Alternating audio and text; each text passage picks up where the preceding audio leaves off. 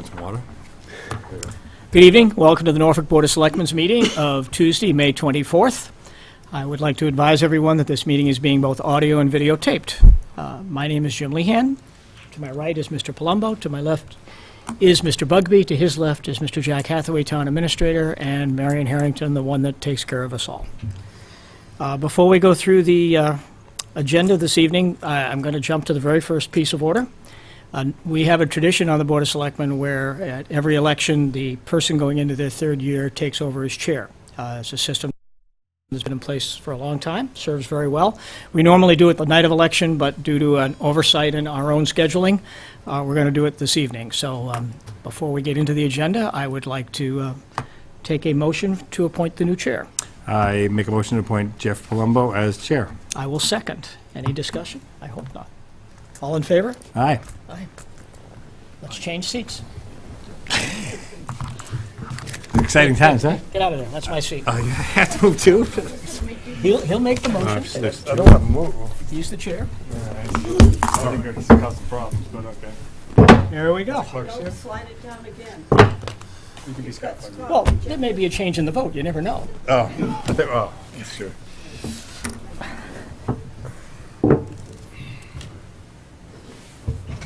Thank you. Chairman. Thank you. Congratulations, Mr. Chairman. I don't think I've ever been down here before.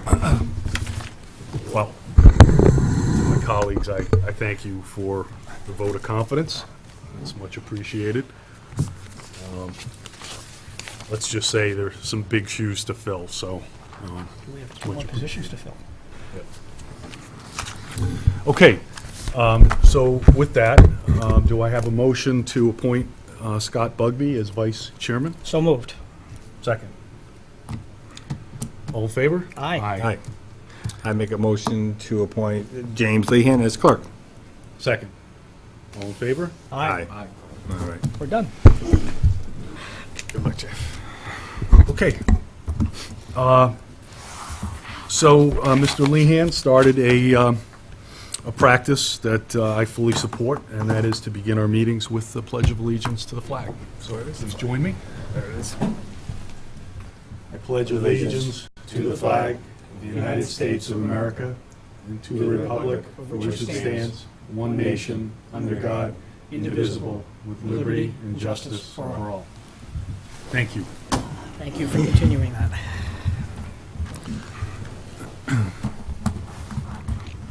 You're very welcome. It's the right thing to do. Okay, so with that, Mr. Hathaway, would you like to take us through the agenda? Certainly. We've accomplished the first order of business, the reorganization. Following that, we have a public hearing for Norfolk Food Mart, a change of manager, transfer of stock, and new director. Follow that, we have 2 liquor violations to discuss. Administrator report, including please consider an appointment as a member to the Design Review Board. We have for Aaron Hunt. Please consider Greg Damiano as an associate member to the Planning Board. And we also have the patrolman's contract for July 6, 2016 to June 30th, 2019 for your consideration. Followed by approval of minutes for a number of meetings. Okay, thank you. So with that, would you do the honor of My new role. beginning the... Thank you. Notice is hereby given under provisions of Massachusetts General Laws, Chapter 138, as amended, that Sarthy Convenience, Inc., DBA Norfolk Food Mart, located at 10 Rockwood Road, has applied to the Alcoholic Beverages Control Commission for a transfer of stock, change of manager, and new officer director. Norfolk Board of Selectmen, as the local licensing authority, will hold a public hearing on May 24th, 2016 at 7 p.m. in Room 124, Town Hall, 1 Liberty Lane, Norfolk, Mass. So said Norfolk Board of Selectmen. Okay, so who do we have here this evening? Matt, are you going to be joining us? Please, come on up. Just please introduce yourself, and Nick as well, please introduce yourself for the record. Hey, I'm Matt Porter. I represent Nitan Raval. I'm Nitan Thralov, and I present Matt. Okay, interesting. So You two have something going there. This is good. So the selectmen have copies of your application, so we've all reviewed that, so just so you're aware. Sure. Yeah, so before the board is just, Nick is purchasing 100% of the stock of Sarthy Convenience Inc., which does business as Norfolk Food Mart. So in doing so before the board is a change of manager, change of officer, director. He'll be the new president of the corporation, and then just a transfer of stock. So at this point, I would usually go into my background of the applicant, but I think the board is pretty well familiarized with Nick. And so with that, I'll leave it up to you for any questions. Okay. So Nick, before you were just a manager, so you didn't own it before? I guess I was unclear on looking at all the paper. Brother-in-law is the manager, Okay, that's, and he got now full-time job. okay, So we don't want to live with somebody without us. okay. I'm gonna be. Are you gonna be there all the time, given your 17 subways and all your different businesses? How are you gonna do all I'm that? still always there in the morning. I've seen it. Still always there. Okay. I'm fine. So you're getting rid of the brother-in-law? Yeah. We gotta be careful on TV. Yeah. Well, we'll just let that go without any further comment. Sure. I know Nick well, so. Thank you. Nice to have you. We enjoy having you in town. Yeah, thank you. Okay. Any other questions, comments, concerns? Not for me. Okay. I make a, Do I have a motion? yeah, so moved. Second? Okay. Any further discussion? All those in favor of approving the transfer of stock, please say aye. Aye. Aye. Good job. Keep it up. Thank you. Thank you. Nice to see you again, Nick. Thank you. Good luck. Well done. Yeah. Congratulations. Tough one. You drove all the way out here, huh? Contentious. Just for the record, that includes the change of manager and the new officer, director. Well done. Thank you. Okay, let's see. We're a little bit ahead of schedule. It's not public hearing, so it Yeah. doesn't matter. I don't think we can just move if you want, Mr. Chairman. Okay, so we'll, I think we probably have to hold that at 7:20, Mr. Chairman, so want to move down to some action items? It's your pleasure. Mr. Hunt can get home. That's your turn. okay, let's see. So, Mr. Hunt, so we appreciate you stepping forward. You're interested in a position on the Design Review Board, and you're here before our board for approval. So, I guess first and foremost, those residents of the town that step forward to participate in our boards and committees, it's much appreciated. I mean, we rely heavily on those volunteers, so thank you. So I guess in terms of, your candidacy, maybe you want to share some things about yourself and maybe, the things that you've done in terms of your work experience and Sure. how it might apply to the role. Aaron Hunt, resident here in town at 266 Main Street for, I think, 7 years now, 6 or 7 years. Trying to get a little bit more involved in town. I've been on the subcommittee or the committee for the advisory committee for the Southwood Hospital property. So I know some faces in the room. I'm an architect by trade for 15 plus years. Thought the Design Review Board might be a good place to start. Good experience for design review. So Seems perfect. I understood there was an opening and found myself here today to say, please think favorably of me. At least until I say something wrong. Great. Welcome to the club. Well, I don't think we're going to request a review of portfolio of work or anything like that. I don't think so, at least, but I don't know. It's up to my colleagues. Scott, any? No, I mean, we appreciate it, Aaron. I know you've worked with Jim on the, the Southwood zoning, what do we call it, zoning working committee. Just on the architect question, do you specialize in certain, I'm just curious, is it industrial, you know what I mean, commercial, residential, what's your? Yeah, I've worked for a number of different firms over my career. I started in residential. I now currently work for Gensler, who's a large architecture firm. We do large commercial development projects. I'm working on a project in Boston right now. Okay. So I've kind of run the gamut. I wouldn't say I have a specialty currently working on large commercial projects. Well, that's good, though, because I think what comes in front of the design review is both residential, commercial, everything, so to me, a perfect fit. Thank you for volunteering. Thanks, Aaron, a lot. I've had the pleasure of working with Aaron on the zoning committee, and sometimes he was one of the citizen volunteers. We hadn't had a chance to work together, but I can tell you that Aaron was a great contributor. Yeah, thank you. Brought a different view, different thoughts, different perspectives, which is what we need in committees like that. So I'm thrilled you're going to get more involved. Thank you very much. Great.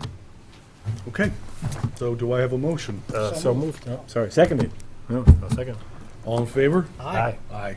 Thank you. Congratulations. Aaron, thanks a Thank you very Really much. appreciate it. Good luck with it. Yep. Meeting's coming up. Jack, does that fill it? How many members is that now? I don't even. That's 2 now, right? Well, there's three. Yeah, but there's Total three board, on I'm the in the Yeah. committee. committee. I think there's 3 on. Yeah, I don't- Okay.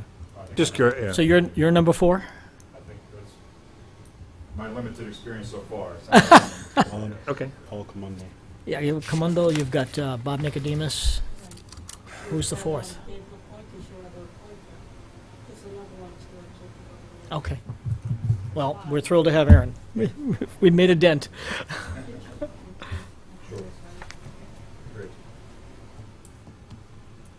Okay.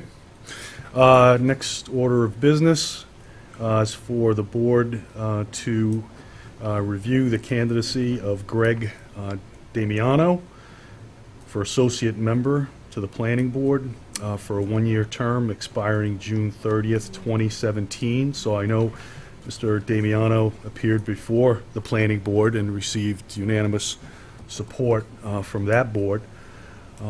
So I guess I'll look to my colleagues as far as any questions, concerns. No, Not I'm aware of gonna- any. I watched the meeting too. Yeah. Okay. So once again, just a letter of, a comment of appreciation to Mr. Damiano for stepping forward in that capacity as associate member. Do I have a motion? So moved. Second. All in favor? Aye.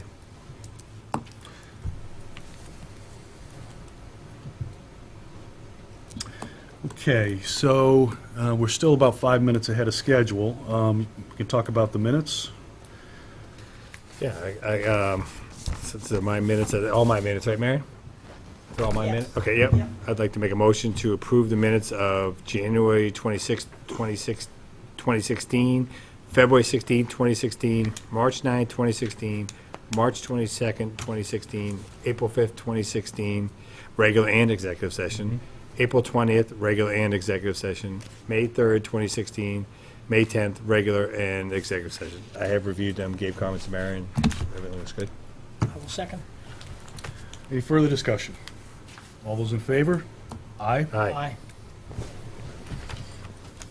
I don't know if we're going to get to that right now, but Thanks. signatures. The roll. This one is yours.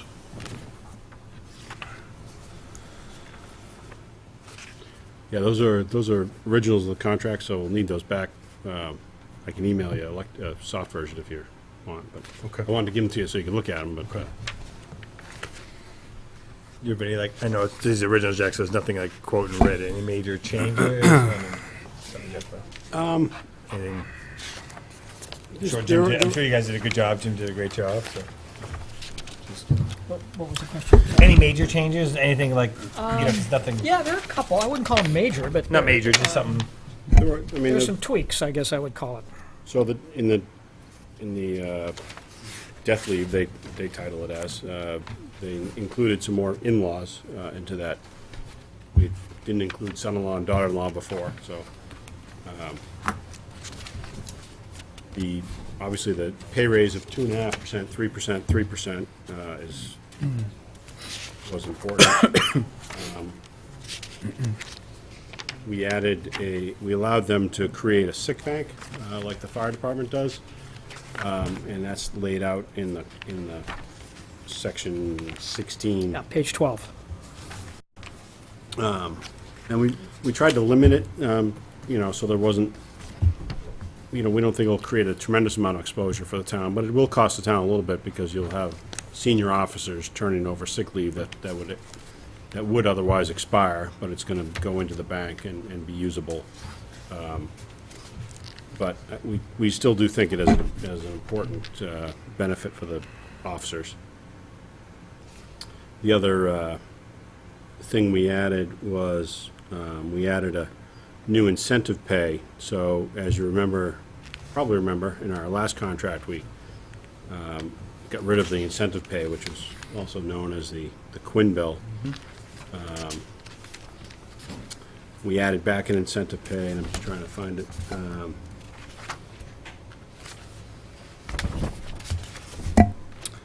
Looks like it's on page 18. Is that what you're looking for? Yeah. So the new officers, actually ones that are hired since the elimination of the old Quinn bill, will now have an incentive pay that is a 6% adjustment for an associate's degree, 12% for a bachelor's degree, and a 15% for a master's degree. While those sound like significant numbers, they're still less than the old standard, but also what we think is appropriate for, we want officers to have training, and it's got to be in a degree program that the chief approves, that's applicable to criminal justice, and would need his approval prior to them matriculating in the program. So those are the big changes. There's a lot of other. If you look through a red line version of this, there's a lot of small changes that really are just clerical in that they've added the ability for the deputy chief to step into situations that in between the lieutenant and the chief. One other change was that we changed the language around the vacation policy, and it really just affects the first year. But there was there was an old system where the officers had to go sometimes up to close to 2 years before they could have a vacation. So now in their second fiscal year, now they can have a 2-week vacation, but it doesn't change anything after that. But something that we felt was, it matches the personnel bylaws. So. And the sergeants. And the sergeants, you're right. We did add the old add-on, if you will, to the sergeant's base pay was 15%. We wanted to, we had a lot of discussion about this, all productive, but we wanted to add some differential between senior sergeants, if you will, or sergeants who have been on the job as sergeants for a long time, and new sergeants. So we, instead of just having a 15% standard, so every officer gets paid their base pay based on how long, how many years of service they have. If they were promoted to sergeant, they received a 15% increase, but they still follow that same basic schedule. Under the new plan, they would now, if they're a sergeant for 0 to 5 years, they get a 16% increase over their base pay. Once they get that to the 6-year threshold, they add another percent, and every 5 years after that, they add 1%.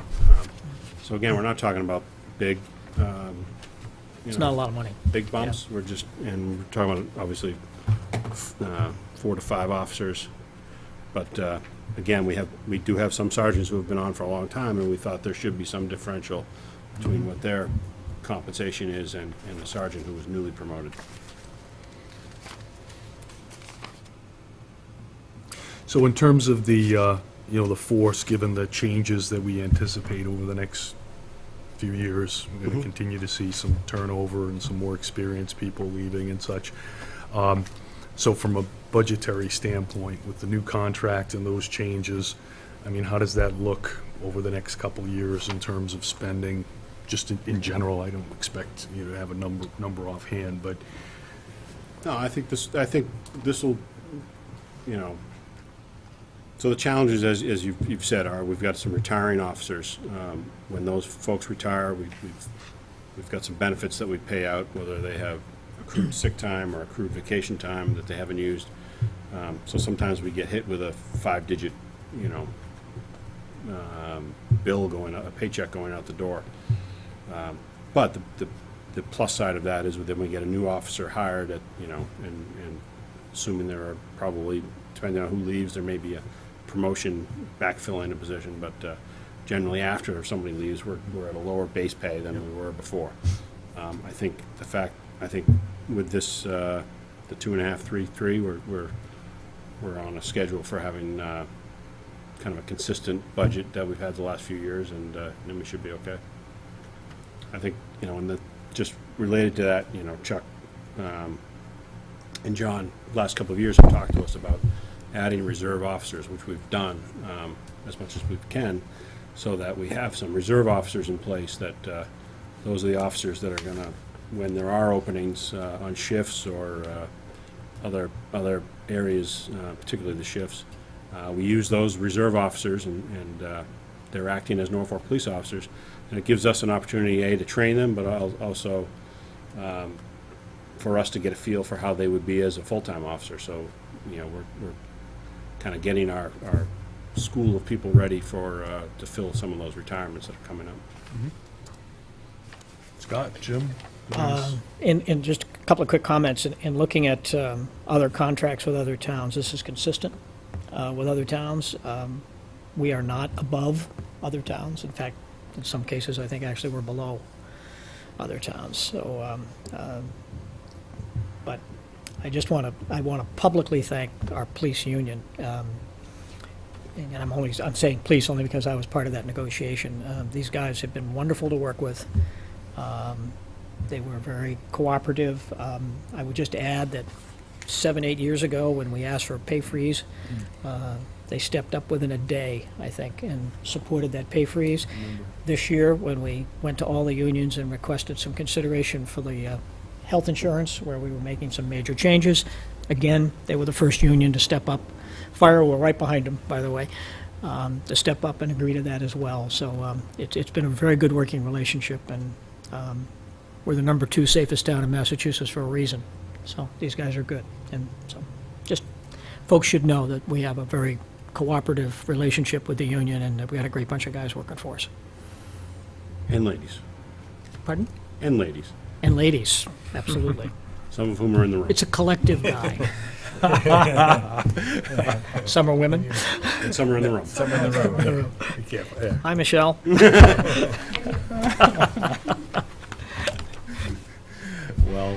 Well Thanks said, thanks for letting me get off to a good start and ruining it at the end there, Jack. I appreciate that. You were doing great. You were doing great. Way to go, buddy.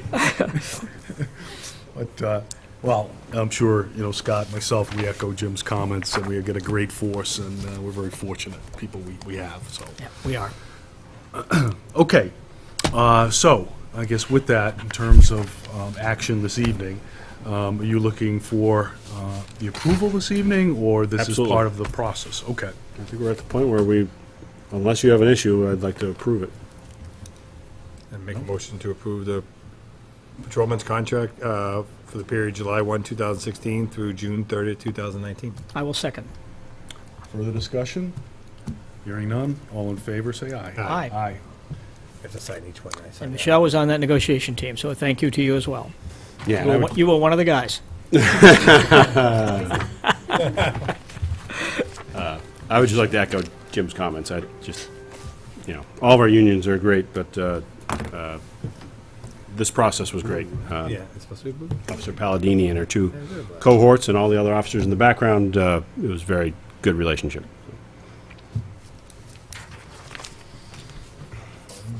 James? You got one there, too. Yeah.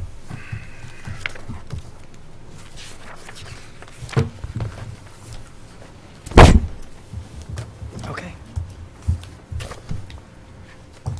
Now we're late.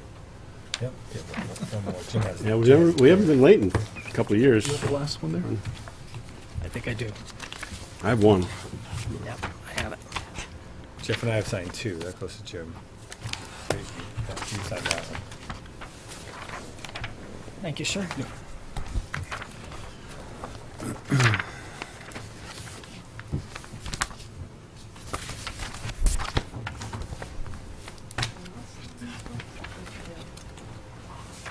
We have three, Marion, eventually it's going around. We're just about done. Just need the other two to sign that one. We have three. This is the third, Jack. You need four? No, I just need three. We have three. I think we have three now. All right, so you can have that one.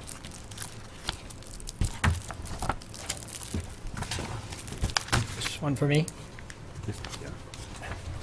You're a nice guy. Thanks.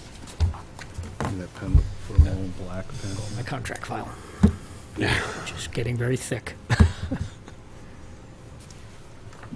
So, Okay. No.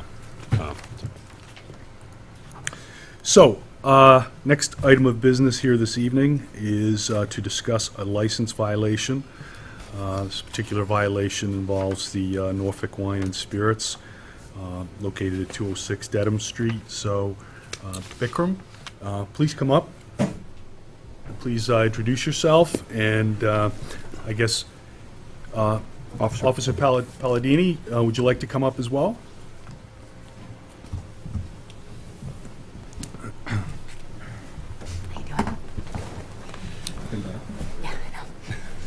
So, welcome. Thank you. Thank you for being here this evening. Certainly. So perhaps maybe a good place to start would be for you to discuss, we've read the various reports, but Okay. maybe for certainly the people at home and such, so that they can get a sense for what's transpired and why we're here this evening, and then we can take whatever action we feel is appropriate. So if Okay. you would, please. On April 24th of this year, 2016, we conducted an alcohol sting for the various establishments with liquor licenses in town, of which there were 9. 2 were closed, so we did operations on 7 licensed businesses that were open in town.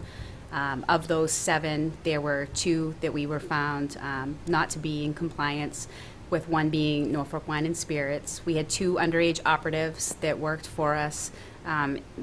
The whole process was done in accordance with our policy and procedure, as far as myself, Detective Canadian, and Deputy Chief Carroll, who were on site with the underage operatives. Male and female operatives, each were searched. We took their IDs. They had no ID on them, no cash on them. We provided them with $20 cash and asked them to go attempt to purchase alcohol at the various locations. With regards to Norfolk Wine and Spirits, the male operative went into the establishment to purchase a 6-pack of Bud Light for $7.99, and he was served by the cashier that was working that day. Okay. And, perhaps for the folks at home, maybe you could just put this in the context of what is typically done by communities. This is nothing unusual, correct? This is done by... Correct. This is typically done annually, if not twice a year, in accordance with the rules and regulations set forth by the Alcohol Bureau. And we did advertise it in the paper for a couple of weeks prior, in a couple of different papers. Okay. Okay. I guess, Bikram, do you have, some comments you'd like to share with us? I mean, your record for the past few years, I mean, you've had no issues in the recent past. So, we appreciate your good work. But obviously there's an issue, so, we need to be here this evening and we need to decide on, what's appropriate, but please. Sure. First of all, thank you, officer, to conduct this operation, because it's very important for the community. It's quite frankly very embarrassing to be here in this situation. This is something that we take very seriously, and an error was made by the clerk, and was very embarrassed about that, and very sorry, but there was no explanation other than he thought that the operator was over 25, according to him. Malcolm is not with the store anymore because this is very serious matter for us, so he's not employed. And we have taken a look at this and strengthened our policy on the ID and how we check IDs and how we serve our customers. And moving forward, we're going to be a lot more stringent than we've been in the past. So we've changed some policies and also made sure that every employee that's working there is tip certified, which a few of them were not before. So those are some of the steps we have done. And if there are other recommendations that we'd like to, if we can make to make this even better, we'd be happy to look at that.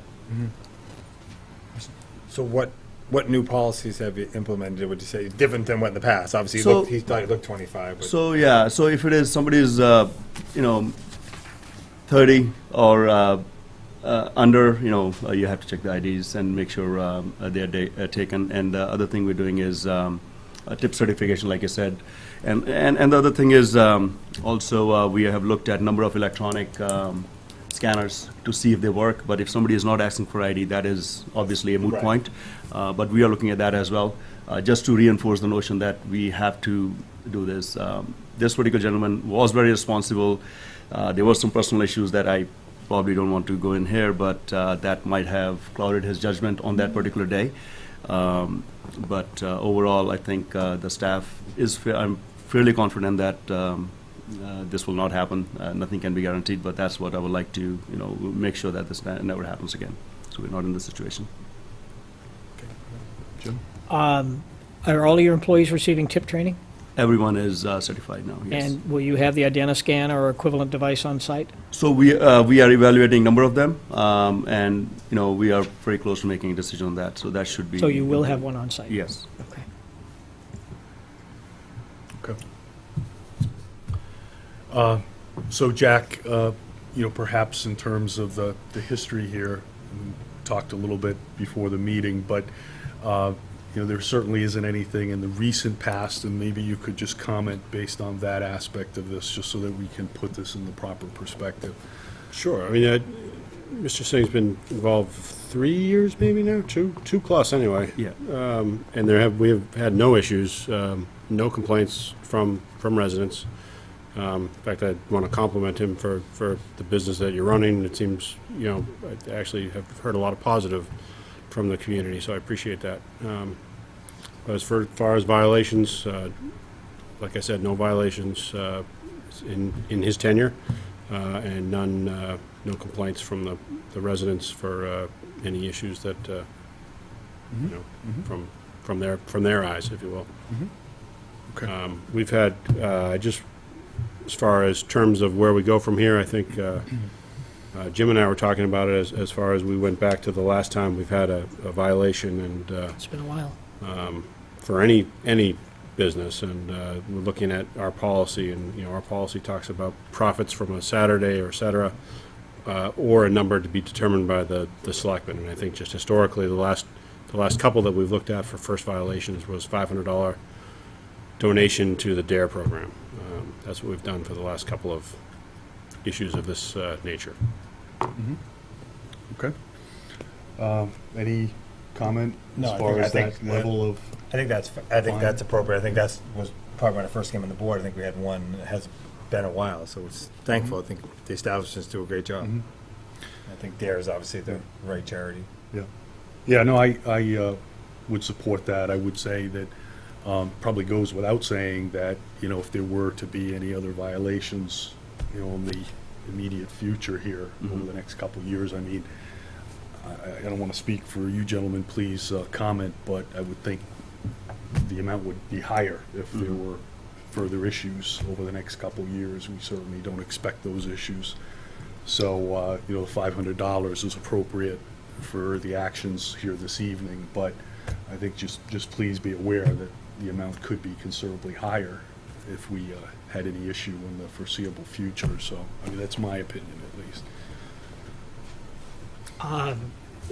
I just want to echo what Jack says, that you've been a good business partner with us in Norfolk. We appreciate your activity. I have every confidence you take this very seriously, and that you'll do your very best to ensure that things go as they should. I have every confidence of that. I know you a little bit personally, and I'm very comfortable with that. I think the $500 is appropriate. It goes to the DARE program, which I think is the last time we did this was 5 or 6 years ago, and we sort of established that as a policy. It certainly goes to a good cause. OP will be thrilled. I agree, yeah. We don't have a nickname for you yet at the middle school, but we're working on it. MP? Michelle does tremendous work on similar issues with the middle school as well, for which we're very appreciative. Yeah. So My daughter goes there and very comfortable with she says kind words. Yeah, absolutely. I should have said earlier, Mr. Singh came in the day after this happened, or within a day or two. As he said tonight, he was embarrassed and apologized for this issue happening, and explained to me the situation. And so I feel bad for you. And as I've talked about with, I know that the issue you're going through. You're trying to run a business for the town of Norfolk, and this is not where you want to be. Absolutely not. Okay. Yeah, I was going to, make a motion? I will make a Please. motion that we establish a $500 fine to go to the DARE program payable within the 30-day period. Seconded. Any further discussion? Hearing none, all in favor, say aye. Aye. Thank you for being here, both of you, appreciate it. And actually, if you would stay, we have one more ahead of us. Thank you. Thank you. Okay, have a good night. Thank you, appreciate it. Mr. Chair, I just want to point out, Corin Candanian is with us as well. Corin's a relatively new officer, but as Welcome. Detective Palladini said, he assisted on that day, so I just wanted to introduce him while he's here. Okay, so the next item of business is another license violation as a result of the sting activity. This one involving the Eagle Brook Saloon at 258 Dedham Street. So Chuck Horn, please come up. Officer Palladini, perhaps you could give us the rundown like you did for Certainly. the last violation. Same date, April 24th. We had sent the 2 underage operatives both simultaneously into the Eagle Brook establishment. They sat down at the bar. They ordered 2 Yinglings. They were served by the bartender who was there working the bar that day. They came out. They described to us what the bartender looked like. Once they had signaled that they were served, we went in. It was Detective Cannadini and Deputy Chief Carroll and myself went into the establishment and notified the bartender, who was very remorseful, and said that it was an oversight that day. As was the case with the last violation, the record in recent years is good. So just for the record, and we'll discuss that a bit further, but I think that that's important certainly when we have these discussions. So I guess, Chuck, please, feel free to comment. Well, we've been in business 35 years in the town, and I know he feels really badly. Mark is, he's a good employee. He's my best friend. But I had to take him off the schedule for 2 weeks. He's a manager as well as a bartender, and it was difficult. Obviously, he knows he made a mistake. Got busy. And, I guess I know what happens, but we don't generally stand for it. We are serve safe trained, everybody, and I feel like we do a pretty good job. Obviously, it happened, but, Eagle Brook, I feel, is a good contributing member of the community, and it's embarrassing. Yeah, if I can just, with Mr. Singh, Chuck Horn came to me that, called me within a day of the violation, and as I can tell, he's upset now. He was upset then, and I would just like to, say that you talk about being a contributor to the community. I can't think of a business in town that does more for the KP community as a whole. So I know this is a serious item we're talking about tonight, but I know he takes it seriously. We had to actually go back to Chief Stone's records to try and figure out when the last violation was, and just off of memory, we're talking about at least into the early '80s. So, we're talking 30 years of perfect record. So we're, as disappointing as this is, I think your record is pretty stellar, and I'm sure I don't expect that we'll have this conversation again. No, I echo Jack's comments. I'm familiar with some of the things your restaurant has done in support of KP over the years. So, in terms of other actions you've taken as far as preventive actions, any other comments that you might have? Serve Safe trains the staff to say if you look under 30 years old. So I told the staff after this happened that, we might have to take the approach like you go into a concert or the Boston Garden or a sporting event and say, hey, you just have to card everyone unless you know them. I mean, that are good customers. Some good customers, you may not know if they're old enough. They might be in here for a long time, but, so, 50 years old, might get carded. And yeah, it's happened in the last few weeks. People get upset, but hey, it's the era we're in. If you're not ready to show an ID I have to show my ID at the Pats game, Bruins game, concert, go to Great Woods, you have to show it. So, people should be ready for it. So that's what I told the staff.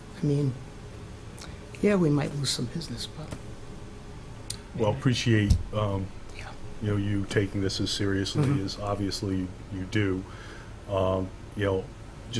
My opinion, this seems to be a similar situation to the violation that we just discussed, where there's in this case, a very long time record of certainly no issues, no violations. So that certainly means something to this board.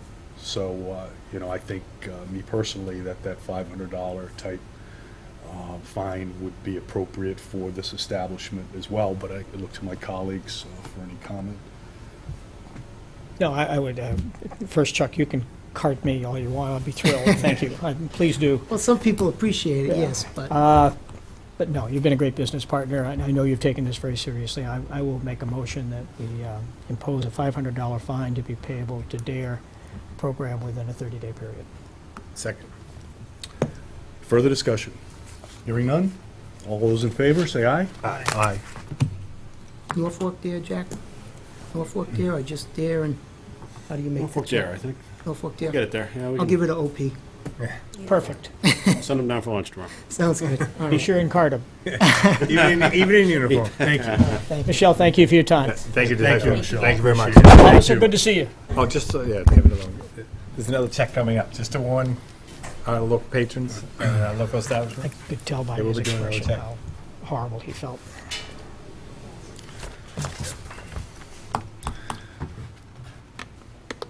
Okay, so, in terms of any new business, any other items? Jack? I had two items. If I have a couple. I guess one simple one, Jim and I actually just attended a public safety building committee, and I don't want to steal that from you if you want. Go for it. We had a good discuss. We've had a couple of meetings over the last 2 weeks, so this was a discussion that really we focused on the HVAC system, and we came to a conclusion, a VRF system, if I remember correctly.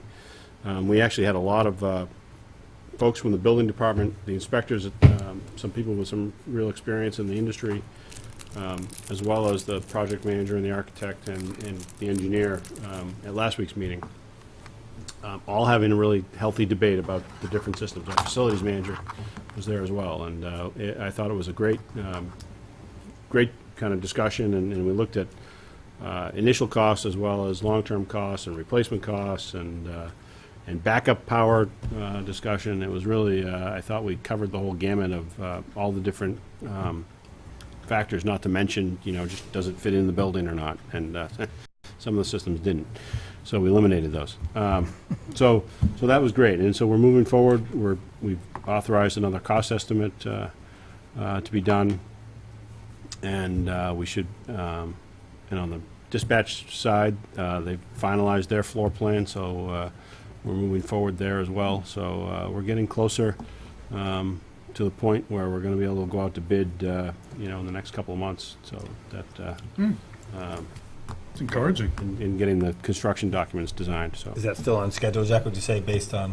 what you- yeah, these. Yes, I would. I am always a little hesitant because things come up, but yeah, I think we're doing well. Yeah. And so far, we think we're well within our pricing as well.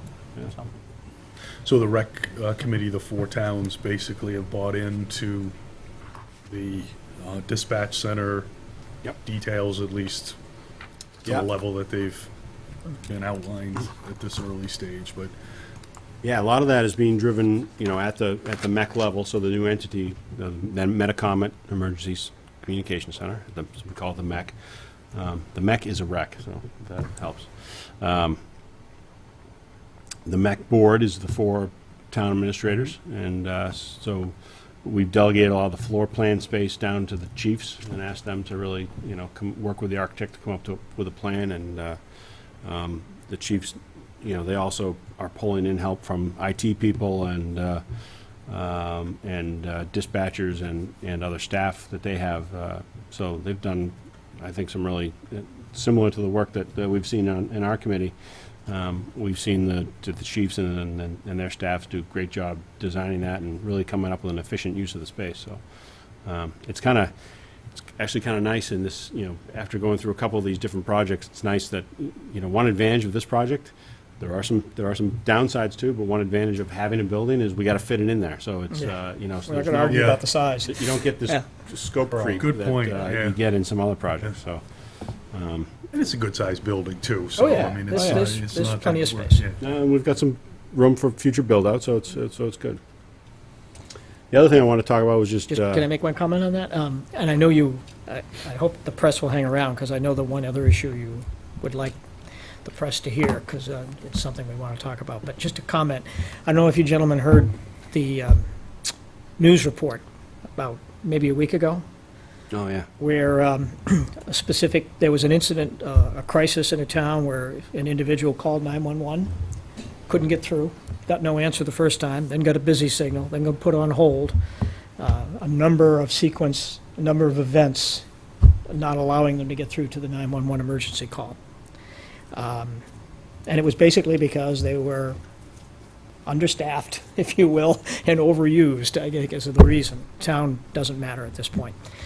They were interviewing some of the state officials regarding the concern over this, and the state officials were talking about that they have been trying so hard to get the towns to regionalize dispatch for this very reason, to create the level of redundancy you need to ensure that things like this do not happen, and improve response time, and be able to, work with 3 or 4 different towns to get the nearest person to respond to the crisis.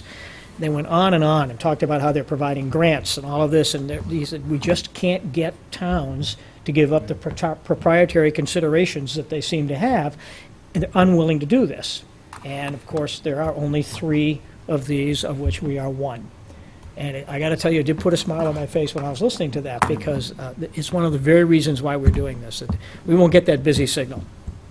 Now, fortunately, we haven't had that in Norfolk, but you could have one guy on down there, and there's backup, but you can have one guy, and We've had some incidents where it's gotten tight. It's get tested. I mean, Yep. certainly the condominium explosion. Yep. You listen to that 911 tape of what that one dispatcher is doing, and it's talking to med flight, talking to police officers, talking to fire departments. Calling provincial aid, calling the Norfolk County. It's amazing what Joe did that day. Yeah. And again, when we had the break-in, and he had to stay on the line with a young lady who was home from school, Yeah. in the house where 2 folks were breaking into the house, and he stayed on that line with her while the police arrived and arrested both those suspects. Yeah. So I really want to commend Jack, because he's been the one that has borne the brunt of working through these political barriers that exist in these towns, and I know this group has been supportive of it, and I think Plainville's been very supportive of it. Rentham has come around, and Franklin's on board. I mean, this is a huge breakthrough, and it's nice to be on the cutting edge of it. It was an interesting news article. Yeah, I think it was Very Fox interesting. News, and they were talking about the town of Taunton. So it was, I think you could probably pull that up off the Fox News website if at least you could a couple of days ago. Well, I mean, it's got to make you proud and really a privilege to be hosting the other towns, in the way that we will be in our new police station. Yeah. That's pretty powerful stuff. It's been a lot of work. It's been a lot of work, yeah. What And does just- that meeting schedule look like for you, Jack, the Tuesday meetings and such? So every other Tuesday, we generally meet, and then there are other building meetings in between, mostly for the chiefs that I don't have to go to, but it's the Tuesday meetings that we're doing. And I meant to tell you in the form, I have a meeting with Nutty at the end of June to Oh, good. work on Oh, good. finalize, hopefully get close to finalizing the lease. So, meant to tell you that. Super. The other thing I want to talk about was just the article. It started in the Metro West, but we, our friends at the Sun Chronicle picked it up, and I don't criticize either of the papers. They picked up a story of a letter written by the Inspector General. Just got it right there. The Inspector General wrote a letter to the three towns of Ashland, Sherburne, and Norfolk, to the chairman of the respective boards of health, critiquing and commenting on addressing the risks of time abuse for an employee that works across multiple jurisdictions. For us, he's not an employee; he's a contractor. This is the gentleman who's an employee in Ashland, and is also contracted to work in Sherburne. And so really what I just wanted to comment on is just the nature of the Inspector General's letter. I was disappointed in. We had received a call from the Inspector General's office in December and asking for some information regarding this particular individual, W-9s, 1099s, and some invoicing. This is an individual that we contract to do inspection of restaurants or food establishments that we pay about $3,200 a year. That was the most recent in 2015, $2,300 in 2014.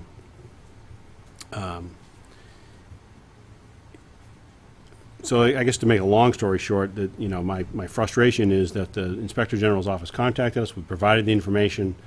They came back to us in March, so 2 months ago, asked us for some additional information, an update, a new 1099 for 2015. We provided it. I asked the Inspector General's office, are there concerns that we should know about? Is there something I should be contacting town council about? And should we disengage from this individual based on findings of the Inspector General? The gentleman responded with no. But they don't need to talk to town council, and if there's any additional findings, they would certainly make them available to us. As last we heard, to have a letter dated May 17th sent to us that we received yesterday, May 23rd, and to find out that there's a newspaper article on May 21st in the Metro West was, to say the least, disappointing. And not only that, the letter slaps us on the back of the wrist for not taking into account changes that were recommended by a study that was done on behalf of the town of Sherburne in May of 2015. So May of 2015, Sherburne hired a CPA to come and really study this individual's timesheets over the three towns. That we were never made aware of that study was going on. We were never. The report was never delivered to us, and so obviously, for the Inspector General to criticize us for not implementing changes to a report that we hadn't received or been made aware of is frustrating. So he's asked us to respond by June 30th. We'll do that. I've drafted up, kind of in my frustration the last couple of days, I've taken a quick rough draft of what I want to say. Which you'll rewrite, I'm sure. Which I'll rewrite a couple times, yes, certainly. But I still am confident, and I spoke to Mr. Gilbert, the chairman of the Board of Health. And certainly this individual has worked for us since the late '90s. Yep. That I'm confident that in speaking to our employees and speaking to Tom that the $2,000 to $3,000 we pay for this person on a very limited scope of work. We've contracted with that person every year. We've done RFPs. We've been invoiced after the work is done. We've received reports showing dates and times that he visited the institutions. So we're confident. We know when he was there. We know what the report that he was supplied to us, and we're confident that we're paying for the services that we contracted for. Yeah, and going back to my years on the Board of Health, we were contracting with this gentleman, and I remember reading the reports that had dates and details in terms of whether it's restaurants or the convenience stores, what have you, in the town. That's the nature of this role as the health agent. So at that point in time, there were no issues at all with his service, and my sense is that there is no issue at all with his service. Whether or not, there is impropriety in terms of him being an employee, a full-time employee, and doing things, with our town, I'm not sure any of us can speak to that, and I'm not sure it's reasonable to think that we could speak to that, because, No, should we? outside of his work schedule, what have you, and, I think he's probably has a right to do some things for other communities, probably. I Unless don't know the his answer to that contract question. calls for otherwise, Unless yeah. there's some exclusivity or something like that. The only thing in the articles that I've read is that there's a DBA doing business as requirement, filing with the Secretary of State. So at this point, and I'm not even sure that that's definitive, but at this point, that seems to be the only thing that's apparent at this point is he may have been negligent in not filing whatever forms with the Secretary of State for his doing business as company. Yeah. And I think he admitted to that He he admitted to wasn't it, he aware said- of it or in something fact, the like article, he that. said he corrected it. So, yeah, so I think that's the only thing, based on what I've read, that I come away with. And, beyond that, I mean, the timing of the communication, as far as the letter, the timing in terms of the release, in terms of the two newspapers, I mean, it does, it's upsetting. It's upsetting, because I'm not sure it's fair and reasonable to expect us to have known or done anything to the extent that we never received the information that you've detailed there in terms of the report that was written in Sharon, the investigation in Sharon. Sherburne. Sherburne. So, anyway, those are my comments. I find it horrendous. Like you said, that we're dragged into it when we weren't given any notice in advance, anyways. And I mean, he's doing his job, has to respond, but I find it even troubling that we have to respond. But that's what they requested. Yeah, I mean, if I was sitting in Ashland's town administrator spot, I'd be concerned that I have an employee going out and making money in other places. But that's because he's making $85,000. $85,000 in Ashland and making anywhere 51. between 27 and 51 in Sherburne.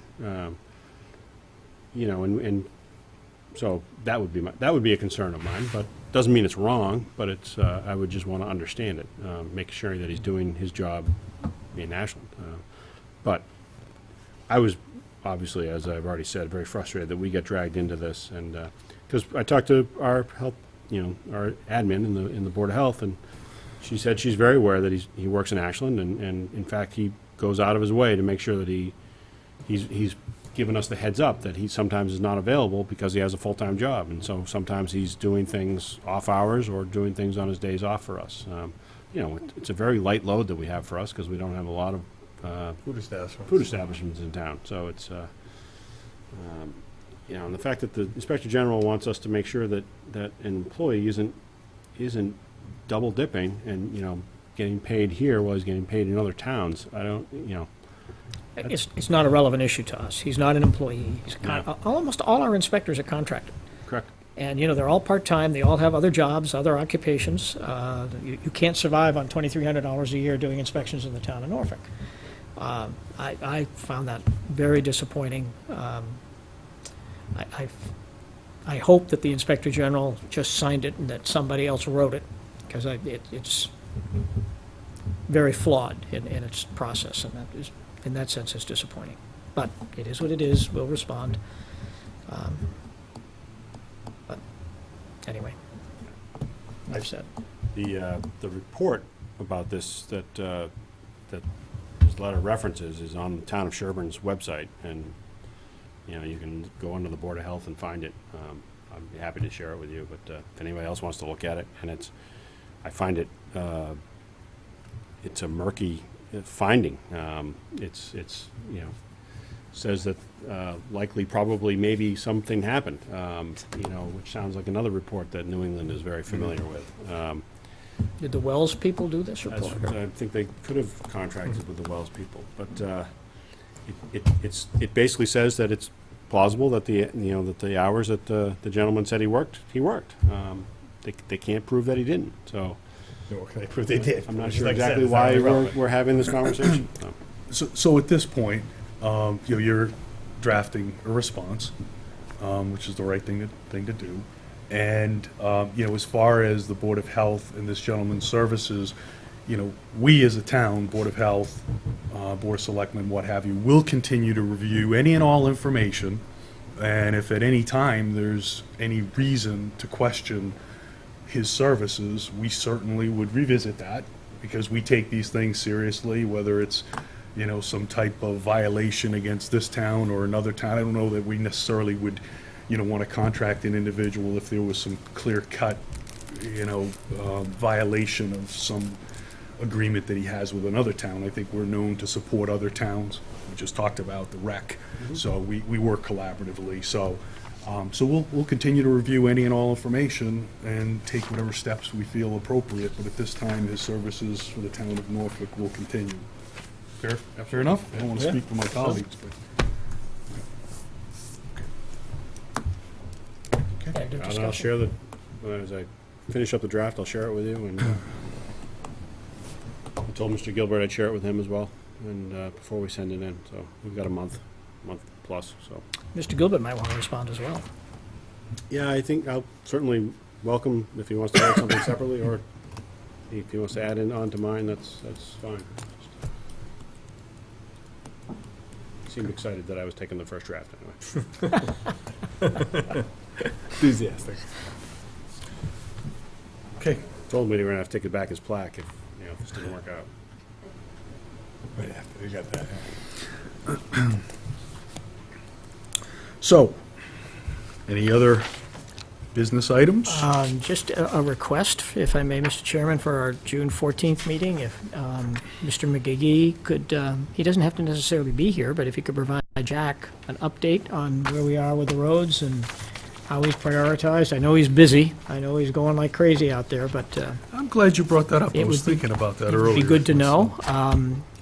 I did want to mention that he is initiating a new effort on Everett Street. And we'll be putting in, what do we want to call them? We want to call them speed lumps. So, effort number 4, to see if we can slow down the traffic on Everett Street. But he is pursuing that as we speak, and I guess certainly within a couple of weeks, probably be installed. Does anybody want to know what a speed lump is? I can guess probably, but I'm not gonna tell you that. it's a certain speed range that it's effective, or? It's an extended bump, if you will. It's Yeah. probably 6 feet, maybe? Yeah. Yeah, about 6 feet. It's a raised area, levels off and down. Westwood has a lot of them, and they work. I've personally driven over them, and I think, Scott, you... Yeah, that area, yeah. They absolutely work. So you don't have to stop like a speed bump. You just No, have to. but you got to slow down. And they're using them in residential areas, especially cut-throughs that people use to avoid the center of Westwood during rush hours. And there's at least 6 or 8 of them on that cut-through area, and they absolutely work. So Bob likes the idea, the police like the idea, and so the stop signs will come down and the speed lumps will go in. Yeah. So speed humps are the kind of the raised sidewalks like Westwood has. The one thing that we're going to add to it to make it a lump is there's actually going to be 2. We have to be unique. I like it. We're Perpendicular. not totally unique. Others have done it, but it's a cool idea. Well, this came from Westwood. I don't know if they've actually have them implemented, but 2 perpendicular cuts through it. So the length of as you drive down the road, there's 2 cuts through the lump that are 6 feet apart. So too wide for a car, but Perfect for an ambulance. perfect for an ambulance. So an ambulance can actually go to the center of the road if it's safe, and not even be slowed down and not have the up down of the speed hump. Seems like a great idea. But the car won't I'm surprised work. they don't all have that. That Yeah. seems like a great idea. It is a good idea. So it should work. So my caution is that other people should not be using those pass-through cuts, because that will actually cause them to cross the solid yellow line, and they will certainly be cited for. Not only that, but their tires are not the same width, and they're going to That's be. true. They're They'll get going one to tire get through and not the they're other, going to get right. nails. So it won't work. They'll Side, going sideways. only do it once. We'll pull a Duke's a hazard. Okay. So if he could join us on the 14th or give us an update, that would be great. Yeah, and he's doing some work on, as we talked about, on North Street, Route 115, as you get up here towards the center of town. He's struggling. He's gone out for RFP, gone out for bid a couple of times to have to contract with somebody that, as he's done in the past, to have somebody help him with the landscaping. You know, somebody with an excavator, preferably on the rubber wheels. That if you've seen that guy around town. Yeah. So we had some bid challenges last year. So this year we tweaked our RFP. So we're going out to bid again. Unfortunately, we only got one bid back, and it was too high, so we have to go back out again. So that's slowing our road program a little bit, but we'll get it up to speed quick. Very frustrating. One other thing is I am going to send out a reverse 911 just because one of our wells is down, as we do some annual maintenance to it. Is this spruce or gold? Spruce Street is down, just as we do maintenance. We're just, cleaning it out, pumping out the screens, et cetera. So it's nothing, nothing urgent to be concerned Putting in about. a stint. Yeah, and we love those stints. And so we just want to remind people that, to follow the bylaws of the town and not have irrigation systems and not be watering outside on, not be conservative of their water. As Bob says, our Norfolk's most precious resource. I think it's the children, but that's all right. Okay, I guess with that, we started off with the Pledge of Allegiance, so it's probably fitting that I remind everyone, and for those that are new to the town, that we have our Memorial Day Parade coming up. So please check the website for details. But we certainly look forward to honoring this nation's fallen heroes and veterans on Memorial Day again this year. So please join us. 8 o'clock? 8 a.m., yeah. 8 o'clock in the morning in front of the police and fire station. Okay. Bright and early. Don't be late. Okay, with that, do I have a motion to adjourn? So moved. Second. Any further discussion? Hearing none? All those in favor, say aye. Aye. Aye. Thank you for joining us, folks. Good night. All hail Chairman Palumbo.